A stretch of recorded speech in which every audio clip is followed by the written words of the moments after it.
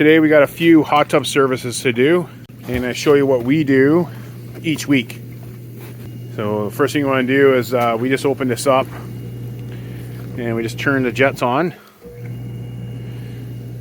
and we're just testing it with a Taylor test kit. What do you got for 7.4 pH?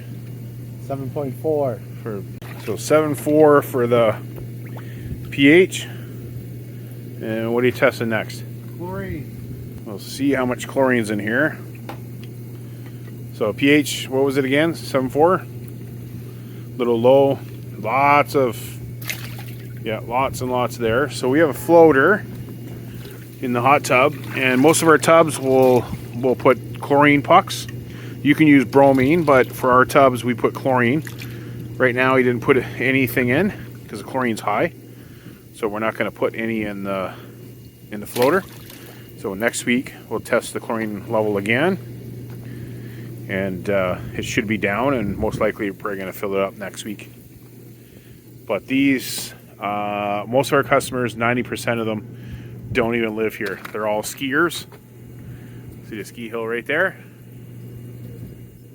So we can't ask the customer to test their water next day.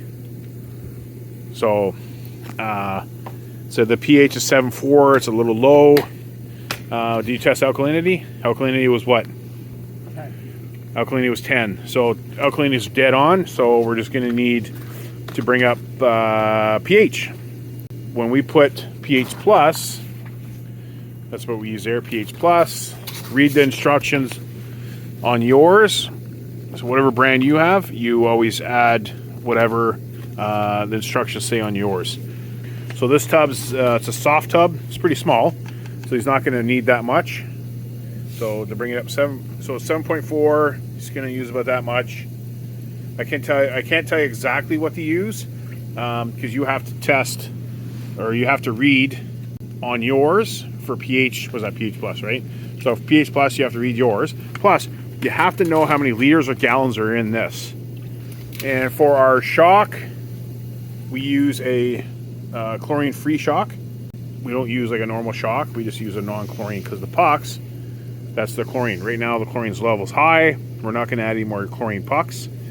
So we're going to use some non-chlorine shock. We'll throw that in. Just a little cap full. It's a pretty small tub. And what else? Is that it? That's it. Okay. This is the first tub we're doing. So I'll show you the next tubs at each tub that we do. So hopefully it's something different. And we just close it back up.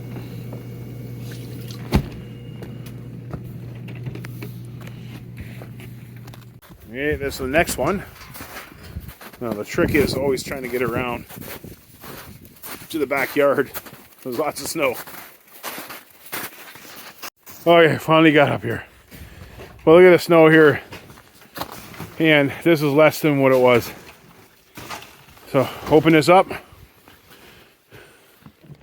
Gotta make sure that your hot tub's dug out properly. Holy shit.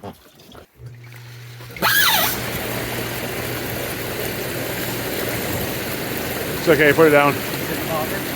Oh. So the floater is underneath here somewhere. We gotta get to that.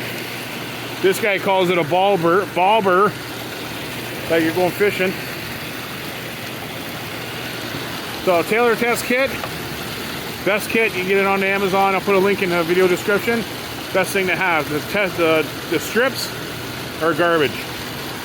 So pH super low, 7.2, 7.2 for pH. So first thing you test, pH. Now there's other stuff you can test like alkalinity. What's the other one? Hardness. So hardness and cyanic acid, which would be a stabilizer. You normally test that at the start of a fresh fill. So you just fill it up. It's good to test the hardness of the water. What was that, chlorine? A little low. So we're gonna probably end up putting some pucks in the floater once we can find it. Hasn't come out yet. It's underneath here somewhere. So what are we testing next? Alkalinity? Okay.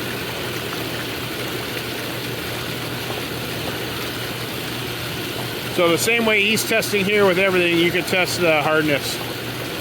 But these are weekly customers for, I think it's Friday today. So you have customers Thursday, Friday for service days. And we just test mostly the three main things. Your chlorine, pH, alkalinity. You got 100 for alkalinity. So you want 100, 120 approximately. So that's good. Because the pH is so low, we're going to put pH plus in. It's going to raise pH and it's going to raise up the alkalinity a little bit. So again, there's a little cap. See? So about that much. Again, read their instructions on your pH plus, and you also have to know how many liters or gallons. Non-chlorine shock. Again, a little cap. And with the non-chlorine shock, you can go jump in right away. If you use normal shock, you have to wait 15 to 30 minutes. So, but for our tubs, we just use chlorine pucks to control the sanitation, and then the non-chlorine shock helps with other things. Now, if this was a rental property, a lot of rental properties at the ski hills, they're really bad shape. So we don't use non-chlorine shock. We use normal shock. And the filters. The last one we went to, the soft tub, the filter is on its outside, so visually you could see it. I forgot to mention that one. But for this one here, we just put a new filter in last week, so we're going to leave that. But normally you want to check the filters, clean them off, at least weekly.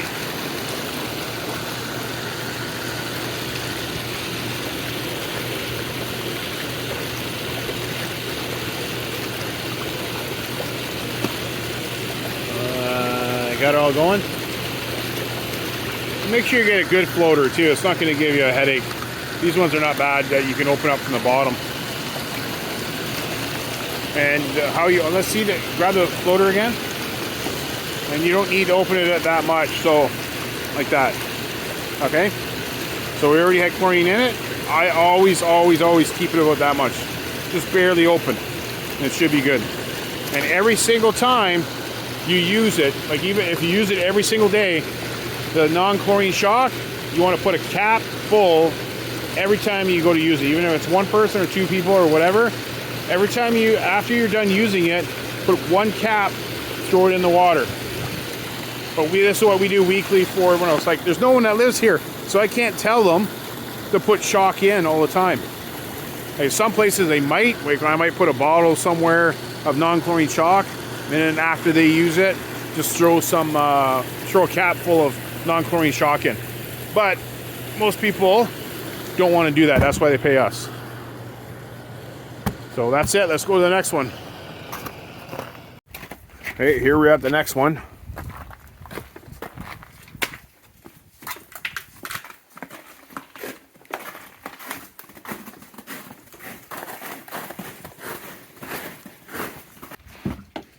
Oh, a little cloudy. Yeah, smells a little. Smells funky.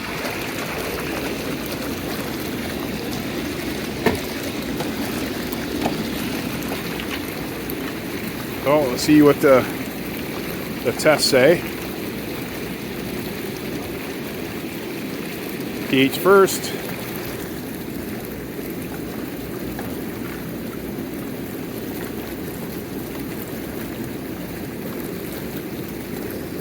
Oh, it's pretty high. So pH is pretty high. What are you doing? Chlorine next?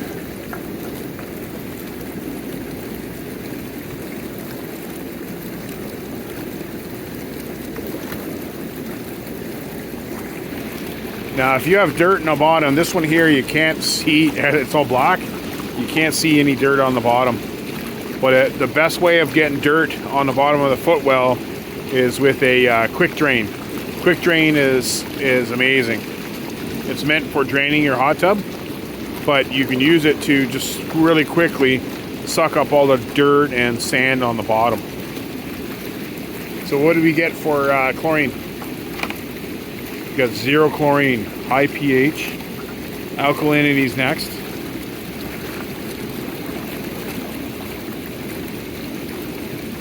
So we already know we got to drop the pH, so we'll see what the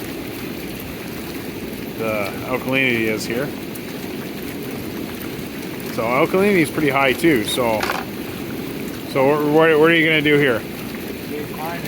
pH minus, because it's pretty high, and we want alkalinity to be 80 to 120. I like it 100 and 120. pH you want it around 7.5 is ideal. pH minus. So we put 1 cap in. Let's see that. Again, read your instructions, and you got to know how much water is in your tub. So pH minus, we use 1 cap. The cap's about that size.